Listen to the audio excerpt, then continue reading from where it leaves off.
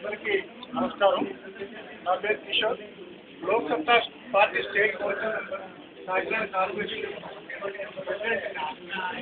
కానీ నల్లచెరువు గ్రామానికి అందాన్ని తీసుకొస్తున్న కార్యవర్గాన్ని, అందానికి అలంకారాన్ని ఇచ్చిన ఇంతమంది పెద్దలకు, గ్రామస్తులకు నా హృదయపూర్వక నమస్కారాలు తెలియజేస్తున్నాను.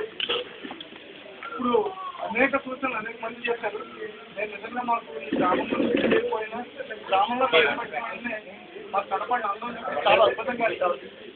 ఈ గ్రామాన్ని అభివృద్ధి చేస్తే, ఈ గ్రామాన్ని చూసి చుట్టుపక్కల గ్రామాలు అభివృద్ధి చెందుతాయి. ప్రతి గ్రామం అలా అభివృద్ధి చెందితే ఆంధ్రప్రదేశ్ అభివృద్ధి చెందుతుంది అని ఒకే ఒక్క దురాశ అనుకుంటారా, లేకపోతే అత్యాశ అనుకుంటారు. కానీ ఆస్పట్టం అయితే జరిగింది.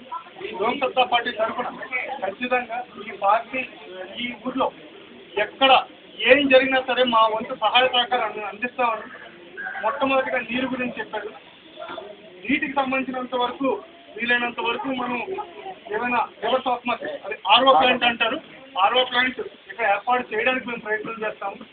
అలాగే ప్రతి చోట మొక్కలు ఉన్న చోట, ప్రకృతి ఉన్న చోట, ప్రకృతి బాగున్న చోట ప్రజల ఆరోగ్యాలు బాగుంటాయి. కాబట్టి వీలైనంత వరకు ప్రతి ఒక్కరు హాయిగా సంతృప్తికరంగా ఎక్కడైనా కూర్చోడానికి చిన్న పార్క్ లాగా మీ ఊళ్ళో చెరువు చుట్టూ ఆ బెంచెస్ లాంటివి ఏమైనా ఏర్పాటు చేయించి చుట్టూ ఫెన్సింగ్ ఉంటాయి కాబట్టి అదే మనం చిన్న పార్క్లా డిజైన్ చేస్తే బాగుంటుందని నేను అనుకుంటున్నాను.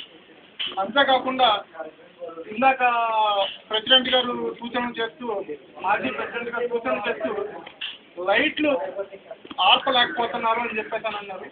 దానికైతే కనుక టెక్నాలజీ వాడి సాయంత్రం 6 గంటలకు ఆటోమేటిక్గా లైట్లు ఆన్ అయ్యేటట్టు, పొద్దున్న తెల్లవారేటప్పుడు 6 గంటలకు ఆఫ్ అయిపోయేటట్టు ఏర్పాటు చేయొచ్చు.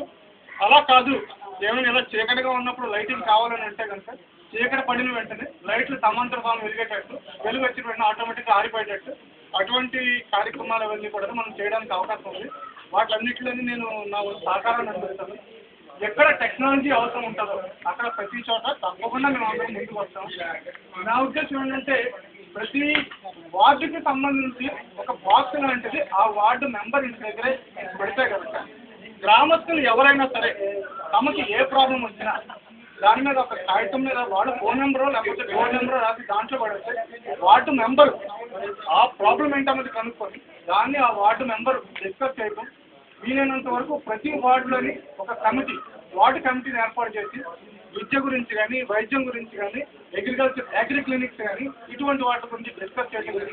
ఇక్కడ చాలా కొబ్బరి తోటలు ఉన్నాయి. ఈ కొబ్బరి తోటల్లోని ఒకసారి సాయిల్ టెస్ట్ చేసి మనం ఇంటర్నల్ ప్రాసెస్ వేయటం వల్ల రెవెన్యూ ఏ రకంగా డెవలప్ చేయొచ్చు అంటే అభివృద్ధి చెందడం ఒక అంటే కోకో వేస్తున్నారు, కొంతమంది కోకో వేస్తారు. వెస్ట్ గోదావరిలోని ఆల్మోస్ట్ అందరూ కోకో వేస్తారు. కోకో విపరీతం డబ్బులు వచ్చిన తర్వాత ఇప్పుడు తగ్గడం జరిగింది. అలాగే దానికి సంబంధించిన ఏ రకమైన ఖాళీగా ఉంటాయి. కొన్ని చోట్ల ఏంటంటే మనం పట్టించడం ఇది అప్రస్తుతంగానే నేను చెప్తున్నాను. గుజరాత్, రాజస్థాన్లోని మనందరం కళ్ళు తెచ్చలోపు గోరు చిక్కులను మనం తిని పక్కన పడేస్తే దాన్ని గార్గామ్ అంటారు. దాన్ని డ్రిల్లింగ్ యాక్టివిటీలో ఉపయోగిస్తారు. అంటే సముద్రంలో వాటిలో డ్రిల్లింగ్ చేసేటప్పుడు దాంట్లో గమ్ముకి దాన్ని కలగదీసి దాన్ని అంటే ఎండిపోయిన గింజల్ని, గోరుచిక్కుడు గింజల్ని గమ్ము కింద వేస్తే అందులో పోస్తారు. ఎందుకంటే అది విడిపోకుండా ఎలా అంటుకొని ఉంటారు. దానివల్ల ఏమవుతుందంటే బయటికి గ్యాస్ అన్నట్టు పడుకుంటూ ఉంటుందని చెప్పేసి అమెరికాలోని, యూఎస్ఏలోని ట్రాన్స్ఓషన్ అనే కంపెనీ దాన్ని వాడటం మొదలు పెడితే మనం తెలుసుకునే లోపు అంటే భారతదేశం నుంచి 80% ఎగుమతులు ఇక్కడికి అమెరికాకి జరిగినప్పుడు అది పండించడానికి అసలు ₹1 కూడా ఖర్చు అవ్వలేదు. ఎందుకంటే ఒక పురుగు మందు కానీ, లేకపోతే ఒక ఎరువులు కానీ, ఒక నీళ్లు కానీ అవసరం పెద్ద ఎక్కువ కలిగింది. దానివల్ల ఏమైందంటే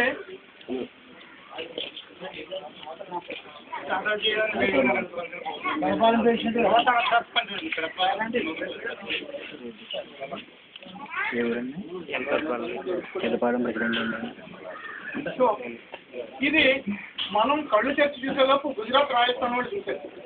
వాళ్ళు చూసి వాళ్ళు ఈ పంటని పండించడానికి ఎకరానికి వాళ్ళకి ₹7,000 మాత్రమే ఖర్చు అయ్యింది. ₹7,000 మాత్రమే ఖర్చు అయ్యింది. ఒక ఎకరానికి 5 నుంచి 7 క్వింటాలు.